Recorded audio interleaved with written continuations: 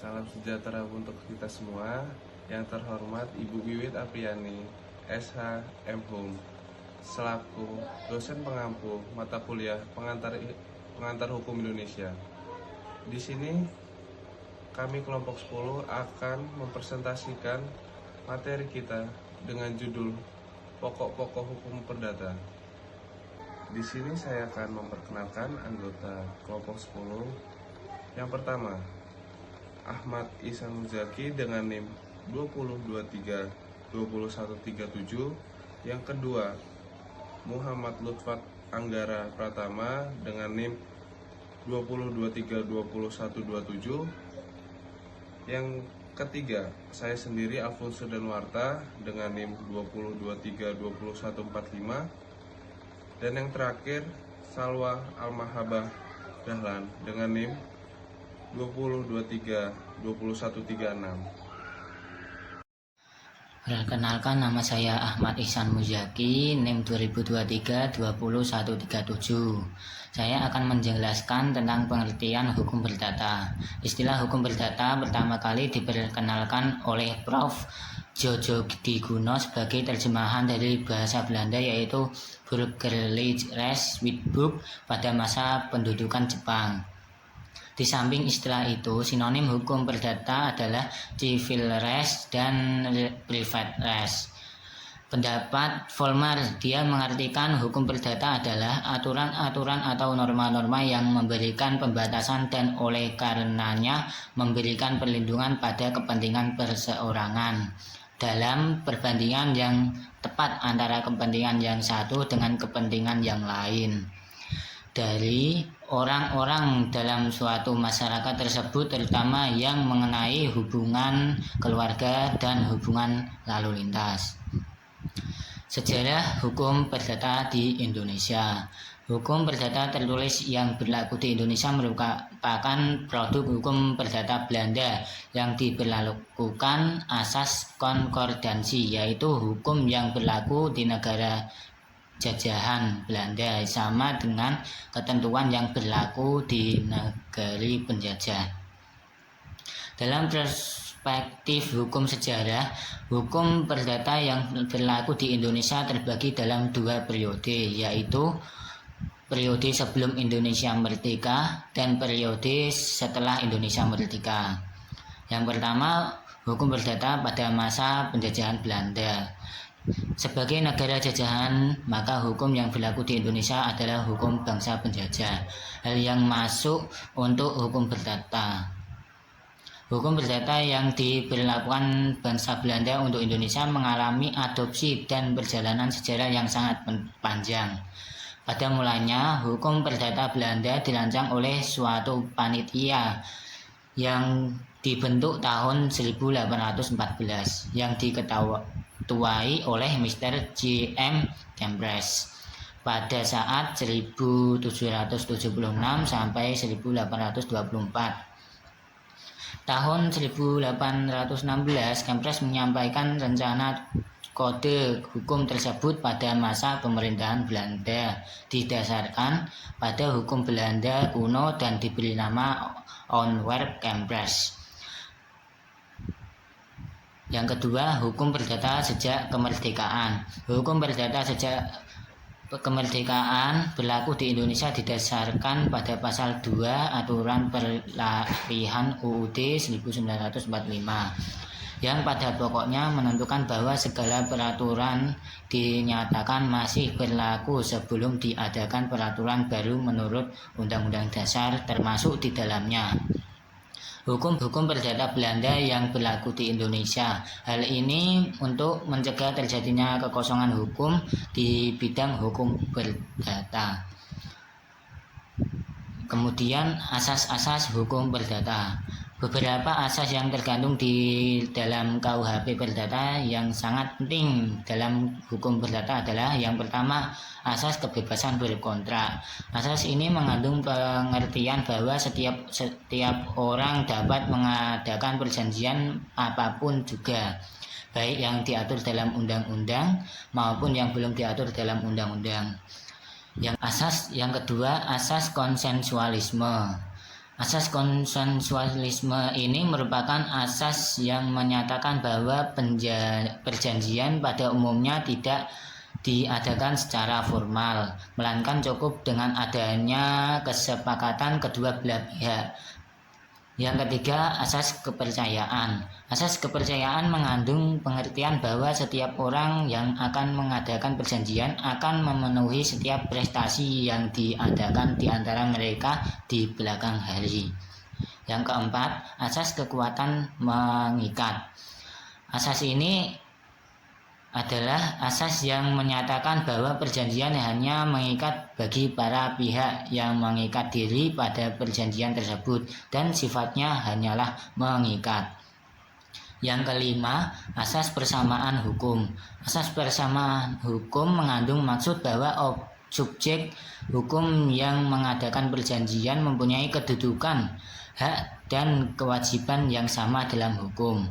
Mereka tidak boleh dibeda-bedakan antara satu sama lainnya, walaupun subjek hukum itu berbeda warna kulit, agama, dan ras.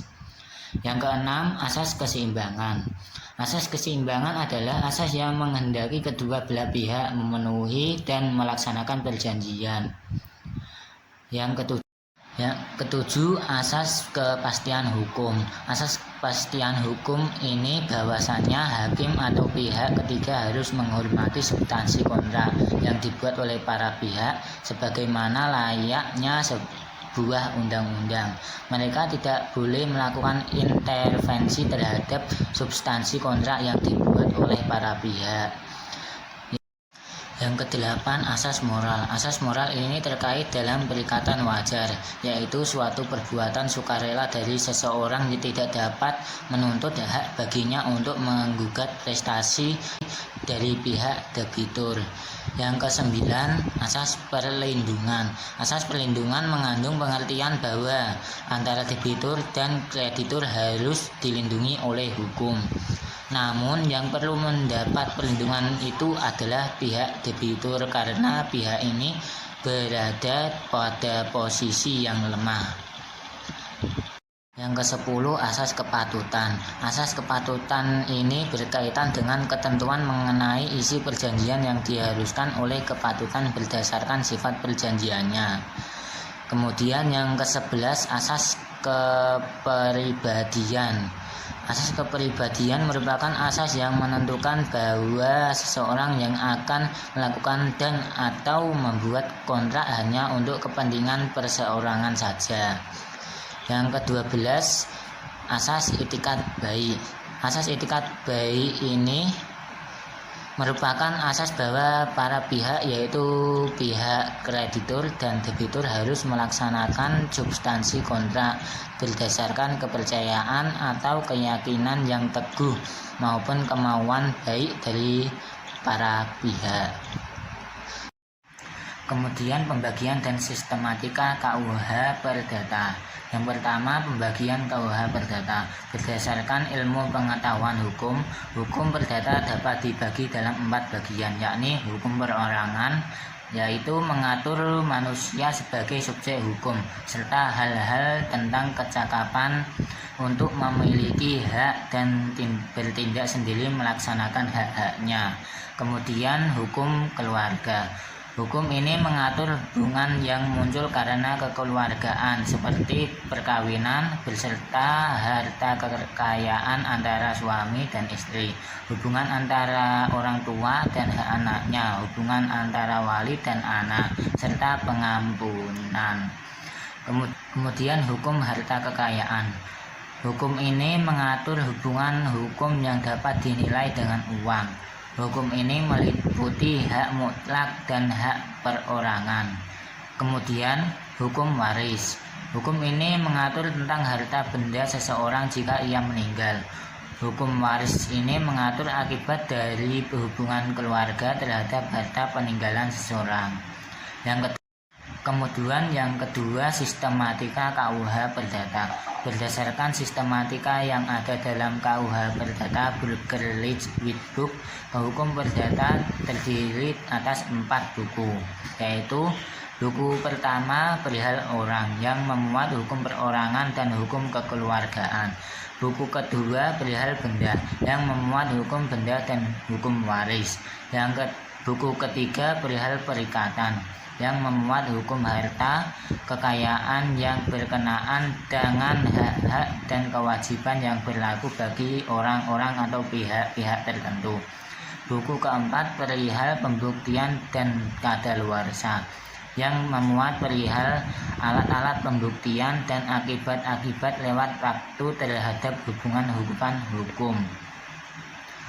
Berkaitan dengan hal tersebut, dilihat dari segi isi masing-masing buku dalam KUH Perdata, maka substansi KUH Perdata terbagi dalam dua bagian, yaitu buku 1, buku 2, dan buku 3 berisi ketentuan hukum perdata material. Buku keempat berisi ketentuan hukum perdata formil. Assalamualaikum warahmatullahi wabarakatuh. Perkenalkan, nama saya Salwa Alamat Badahlan, NIM 2023-20136. Hukum perorangan. Hukum perorangan adalah bagian dari hukum yang mengatur hubungan antara individu atau pihak-pihak yang bersifat perorangan dalam masyarakat. Ini mencakup berbagai aspek-aspek seperti hak dan kewajiban individu, kepemilikan, kontrak, warisan, perjanjian, gugatan, dan masalah hukum lainnya yang berkaitan dengan orang-orang secara individu. Hukum keluarga. Istilah hukum keluarga berasal dari terjemahan familiet Belanda atau family law dalam bahasa Inggris. Hukum-hukum keluarga seperti yang ditemukan oleh Ali Afandi didefinisikan sebagai seperangkat ketentuan yang berkaitan dengan hubungan kekerabatan dan perkawinan, tanggung jawab orang tua, perwalian, pengampuan, dan ketidakhadiran. Hukum benda.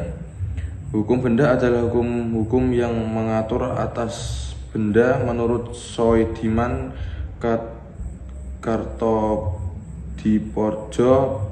Pengertian hukum-hukum benda adalah semua kaidah hukum yang mengatur apa yang diartikan dengan benda dan mengatur hak-hak atas benda.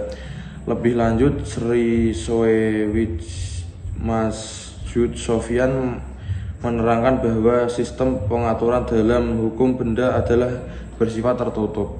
Hal itu berarti hak-hak kebendaan baru tidak dapat dilakukan selain yang sudah ditetapkan dalam undang-undang. Assalamualaikum warahmatullahi wabarakatuh. Perkenalkan, nama saya Muhammad Lutfan Anggar Pratama, NIM 2023-20127. Hukum perikatan.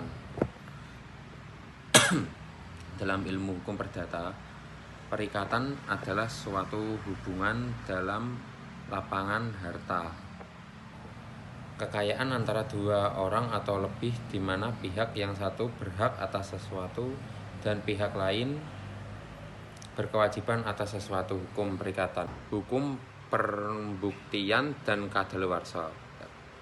Hukum pembuktian merupakan tindakan yang dilakukan oleh para pihak dalam suatu sengketa. Pembuktian ini bertujuan untuk menetapkan hukum di antara kedua belah pihak yang menyangkut suatu hak, sehingga diperoleh suatu kebenaran yang memiliki nilai kepastian, keadilan, dan kepastian hukum. Hukum kadaluarsa. Kadaluarsa merupakan batas waktu akhir untuk memperoleh dan atau melepaskan sesuatu hak secara sah. Batas waktu akhir untuk memperoleh dan atau melepaskan suatu hak adalah batasan waktu terakhir untuk memperoleh dan atau melepaskan suatu hak secara sah.